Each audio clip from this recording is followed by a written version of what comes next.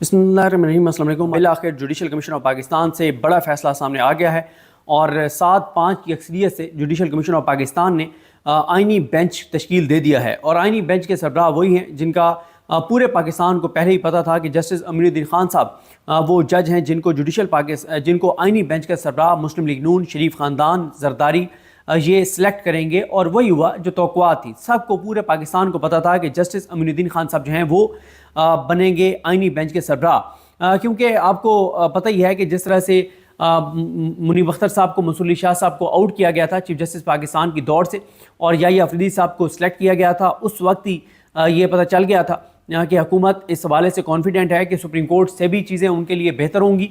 और फिर उनको ये भी क्लैरिटी थी हुकूमत को कि आइनी बेंच के मामले में भी याहिया अफरीदी साहब बिल्कुल रुकावट नहीं बनेंगे। याहिया अफरीदी साहब ने आज आइनी बेंच में हुकूमत के नॉमिनी जस्टिस अमीनुद्दीन खान, जिनको सेलेक्ट किया है नून लीग ने, शरीफ ख़ानदान ने, उनकी मुखालफत की है। लेकिन उनकी मुखालफत मैटर नहीं करती। उनकी मुखालफत ये इस हद तक ज़रूर है कि हम लोग उनकी तारीफ़ कर सकें कि जी बड़ी बात है कि याहिया अफरीदी साहब ने जो है वो मुखालफत की है अमीनुद्दीन खान साहब की, लेकिन इससे ज़्यादा उनके मुखालफत की कोई इंपॉर्टेंस नहीं है। अगर जस्टिस याहिया अफरीदी साहब मतलब जो चीज़ करनी चाहिए थी वो यही थी कि जो प्रैक्टिस एंड प्रोसीजर कमेटी का जो फैसला था मंसूर अली शाह साहब का और मुनीब अख्तर साहब का कि 4 नवंबर, कल का दिन जो गुजर गया, कि 4 नवंबर को फुल कोर्ट बैठ के और 26वीं आइनी तरमीम पर समाअत करती और उसके बाद फिर जुडिशल कमीशन ऑफ पाकिस्तान का इजलास होता। लेकिन याहिया अफरीदी साहब ने ऐसा नहीं किया। अब पहले ये बात कर लेते हैं कि आइनी बेंच में कौन कौन है, फिर इसके दीगर पहलुओं पर बात करते हैं। बल्कि पहले ये बात कर लेते हैं कि टोटल 12 मेंबर्स थे। 7-5 से ये फैसला आया। 7 कौन थे और 5 कौन थे? 7 में जनाब वज़ीर कानून, अटारनी जनरल पाकिस्तान यानी आज़म तारड़, मंसूर उस्मान अवान साहब, और पाकिस्तान बार कौंसिल के मेंबर, एक खातून जो अक़लियती मेंबर हैं रोशन साहिबा, और 2 हुकूमती मेंबर्स।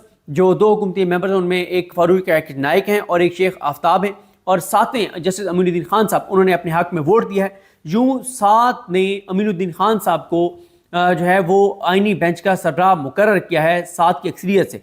5 जिन्होंने मुखालफत की, उसमें जस्टिस याहिया अफरीदी साहब, जस्टिस मंसूर अली शाह साहब, जस्टिस मुनीब अख्तर साहब और शिबली फराज साहब और उमर अयूब साहब, इन्होंने मुखालफत की, और 7 ने उनके हक़ में वोट दिया। यूँ जस्टिस अमीनुद्दीन खान जो हैं वो आइनी बेंच के सरबराह जो है वो सिलेक्ट हो गए हैं।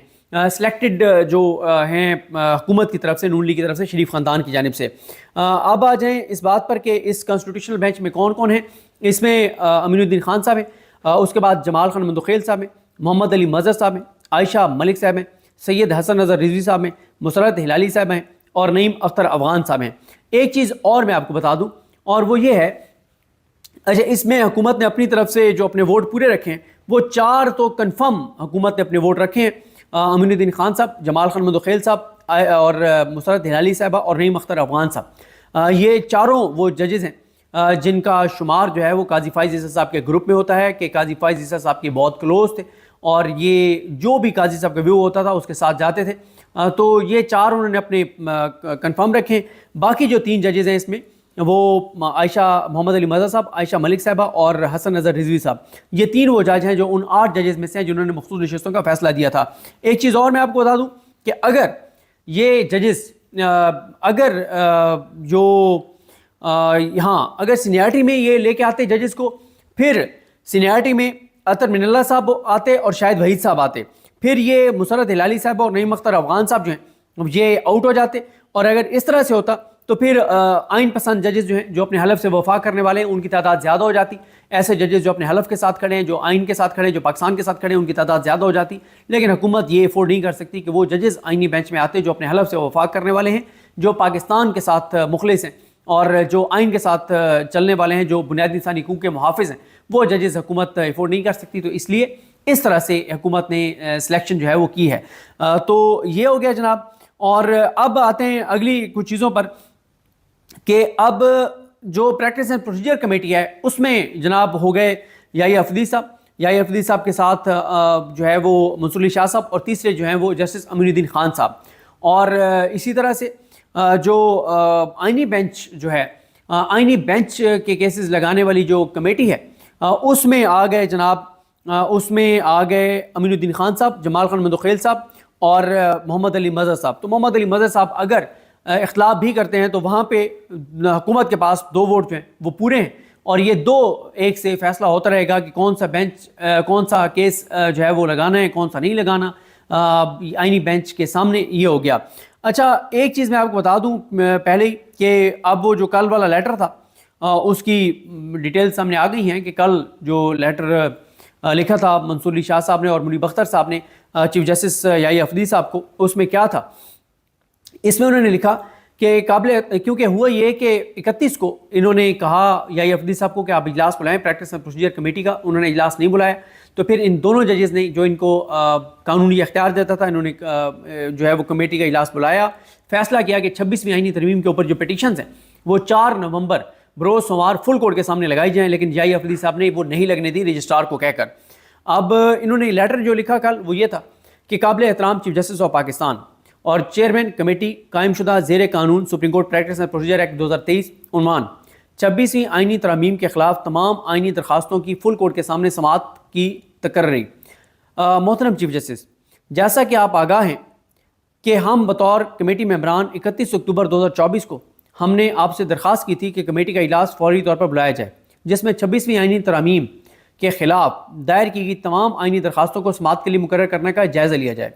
یہ معاملہ فوری نوعیت کا ہے، اس لیے ہم نے کہا تھا کہ کمیٹی کا اجلاس فوری طور پر اسی روز بلایا جائے۔ ایسا کرنا پریکٹس اینڈ پروسیجر ایکٹ کی شق 2 کی ذیلی شق 2 کا تقاضا ہے۔ اس نشاندہی کے باوجود کمیٹی کا اجلاس نہیں بلایا گیا۔ یہ معاملہ فوری نوعیت کا ہونے کے باعث ہم نے ایکٹ کی شق 2 کے تحت اسی دن اجلاس بلایا اور فیصلہ کیا کہ 26ویں آئینی ترامیم کے خلاف تمام آئینی درخواستوں کی فل کورٹ کے سامنے 4 نومبر کو سماعت کی جائے اور 4 نومبر کے لیے ان کو سماعت کے لیے مقرر کیا جائے۔ کمیٹی کے فیصلے سے اسی روز آگاہ کیا گیا۔ ایکٹ کی شق 2 کی ذیلی شق 3 کے تحت اس فیصلے پر عمل درآمد کرنا ضروری ہے۔ فاضل ججز نے خط میں یہ بھی لکھا ہے کہ ہمارے لیے یہ انتہائی تشویشناک اور قابل افسوس امر ہے کہ ان آئینی درخواستوں کی 4 نومبر کو سماعت کے لیے فل کورٹ کی کوئی کاؤزیں جاری نہیں کی گئی۔ کمیٹی کا فیصلہ تاحال موجود ہے، اس پر عمل درآمد ہونا چاہیے۔ ہم اسی لیے چاہتے ہیں کہ مذکورہ آئینی درخواستیں فل کورٹ کے سامنے سماعت کے لیے حالیہ ہفتے کے دوران ہی سماعت کے لیے مقرر ہونی چاہیے اور اس کے لیے فوری طور پر کاؤزیں جاری ہونی چاہیے۔ اور خط میں ججز نے کہا ہے کہ کمیٹی کے سابقہ فیصلے کے مطابق طے شدہ طریقہ کار کے تحت رجسٹرار کو ہدایت کی جاتی ہے کہ 31 اکتوبر 2024 کا فیصلہ سپریم کورٹ کی ویب سائٹ پر جاری کیا جائے۔ اور پھر اس کے بعد انہوں نے یہ رجسٹرار کو دوبارہ یہ لیٹر بھیجا ہے اور انہوں نے کہا ہے کہ ایک تو جو 31 اکتوبر کے منٹس ہیں اور فیصلے ہیں وہ ویب سائٹ پر اپلوڈ کیے جائیں، اور ساتھ ہی انہوں نے کہا ہے کہ تمام آئینی درخواستوں کی فہرست اور جو ہے وہ ان کے سامنے بھی رکھی جائے اور ان کو سماعت کے لیے مقرر کیا جائے۔ خیر، مقرر نہیں کیا اور یحییٰ افریدی صاحب نے اس فیصلے پر عمل درآمد نہیں ہونے دیا۔ یہ پہلا وہ اختلاف اور لڑائی ہے جو ججز کے درمیان ہوئی ہے، اور اب اس طرح سے آج حکومت جو ہے وہ آئینی بینچ بنانے میں کامیاب ہو گئی ہے۔ اب ایک ایسا کنفیوژن پیدا ہو گئی ہے کہ کمیٹی کا فیصلہ پہلے سے موجود ہے جو بائنڈنگ ہے، اور کمیٹی یہ فیصلہ کر چکی ہے پرانے قانون کے مطابق کہ فل کورٹ کے سامنے تمام آئینی درخواستیں لگائی جائیں۔